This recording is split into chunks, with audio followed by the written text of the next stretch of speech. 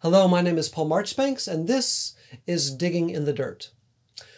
Today I'll be discussing the 2002 film Signs, written and directed by M. Night Shyamalan, a redemptively grotesque story that powerfully sells the idea that what we see depends on what we're willing to see.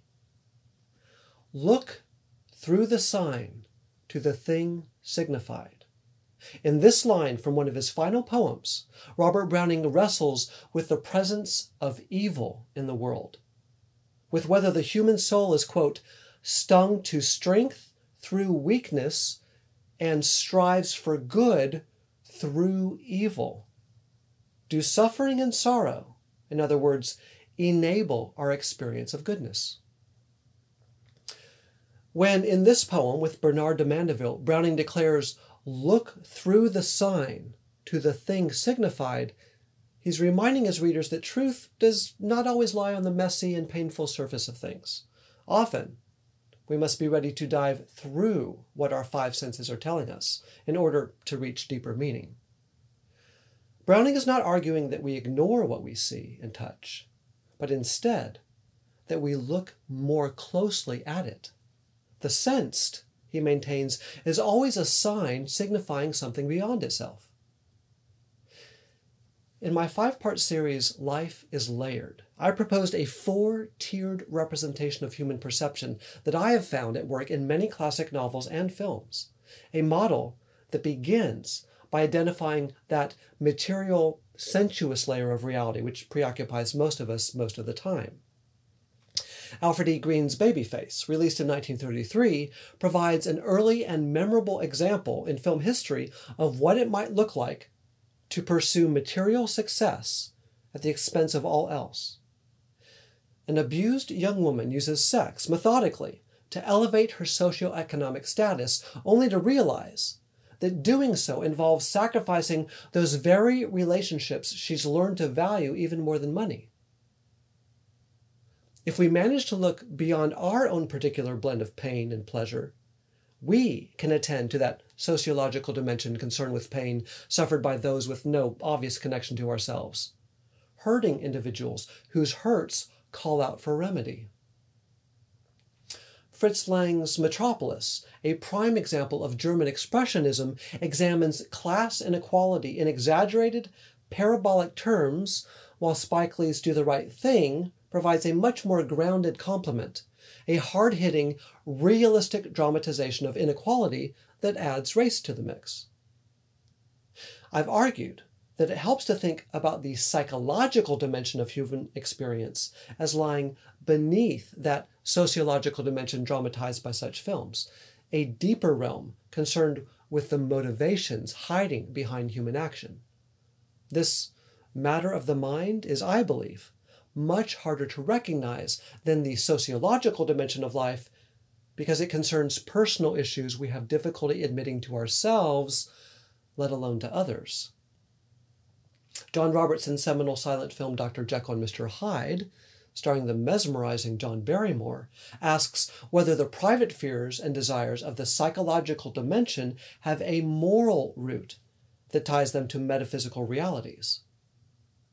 If we do accept the reality of a spiritual realm, including an eternal soul and a loving God, then we begin to discern a fourth layer beneath these other three. For those seriously considering issues of faith, the divine is no delusion produced by material poverty, nor is it a frantic fantasy conjured by the oppressed, or a spasm of the traumatized brain desperate for elusive peace. Contemplation of the supernatural yields the possibility of a grander design behind lives that seem chaotic and sometimes gives rise to a strain of storytelling I've taken to calling redemptively grotesque. In a redemptively grotesque tale, the presentation of life, suffering, and religion may at first appear so dark and troubling that the reader or viewer might wrongly assume that the author is either a nihilist, who sees no hope whatsoever in the human condition, or a logical positivist who, rejecting the fantasy of faith, finds stability only in what human reason can grasp. If we're a passive audience, we can emerge from such a story without recognizing the turn, a narrative shift towards the underlying message that while humans are indeed broken and incapable of fully mending themselves, the prospect of final healing does lie within reach, tied to the ineffable. Often, in stories like these, this point remains quite subtle, and accordingly, all the more poignant, because the storyteller respected our intelligence enough to speak softly, instead of loudly and directly. M. Night Shyamalan's films regularly deploy indirection, feinting one way, then spinning around and heading off in another, whatever the subject matter. Like an O. Henry short story, Shyamalan's work has become notorious for twist endings, for misleading the audience for a time in order to generate a stronger payoff at the end, assuming we're willing to go along for the ride. Though some critics are irritated by such narrative manipulation, I tend to appreciate it when done right, and Shyamalan's earliest films do this exceedingly well. Without spoiling any endings, I'll merely note that The Sixth Sense respects the audience by dropping breadcrumbs throughout the story enough that a viewer who watches the film again will recognize how well-earned the surprise twist actually is. This film set a new standard for such endings back in 1999, providing a template which influenced subsequent deceptive films, including Christopher Nolan's The Prestige, Jordan Peele's Get Out, and Edgar Wright's Last Night in Soho, not to mention Denis Villeneuve's Arrival, a personal favorite of mine. Shyamalan's next three movies proved similarly effective. Unbreakable constructs a meaningful, life-changing friendship upon what appears to be a solid and mutually beneficial ground, only to vaporize that rock-like foundation in the film's final minutes. If one recognizes certain storytelling conventions in comic books, which one of our two characters has read nonstop since childhood, we have the means to make sense of a twist in the film which might otherwise feel unearned. Once again, Shyamalan has given us the tools to use. We just need to pick them up.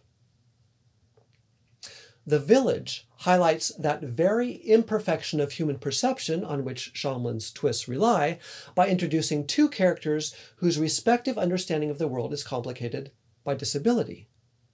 The differences of blindness and neurodiversity enrich the community in which these two individuals reside, but also remind the viewer that every individual's knowledge about the world is partial and unique. So, when that twist ending arrives, which divided critics right down the middle, an audience willing to embrace awe instead of outrage is reminded that sometimes our incomplete understanding is as much our own fault as it is circumstances we cannot control. Some viewers dislike twists vehemently, rejecting the storyteller's tardy demand that we suddenly, dramatically reinterpret the plot that we've watched play out over a 2-hour period in films like Mary Herron's American Psycho, David Fincher's Fight Club, or Mark Forster's Stay. Others reject the expectation to piece together plots that occur across multiple levels of reality, as in Christopher Nolan's Inception or Michel Gondry's flashback-heavy Eternal Sunshine of the Spotless Mind. They seek rest and comfort when they step into a theater, not an intellectual puzzle. M. Night Shyamalan's Signs, his fifth feature film, provides a signature surprise, but one built less on a twist than a revelation of hitherto hidden design that transforms what we thought we knew about the various challenges faced by our central characters. Young Beau, played by the extraordinary Abigail Breslin, who was only 5 years old when the film was made, sports some kind of psychological disorder, an anxiety akin to mysophobia, fear of germs and contamination. She leaves glasses of water all about the house whenever she thinks something might be wrong with them. Her older brother, 12-year-old Morgan, has physically limiting asthma attacks whenever he gets scared or stressed, and must use the kind of Ventolin inhaler that I relied on at his age. The kid's Uncle Merrill, who moved in with the family after their mother's death, talks big, but carries the psychological scarring of having earned the strikeout record in minor league baseball, a shame that has buried his other, more admirable accomplishments in the sport.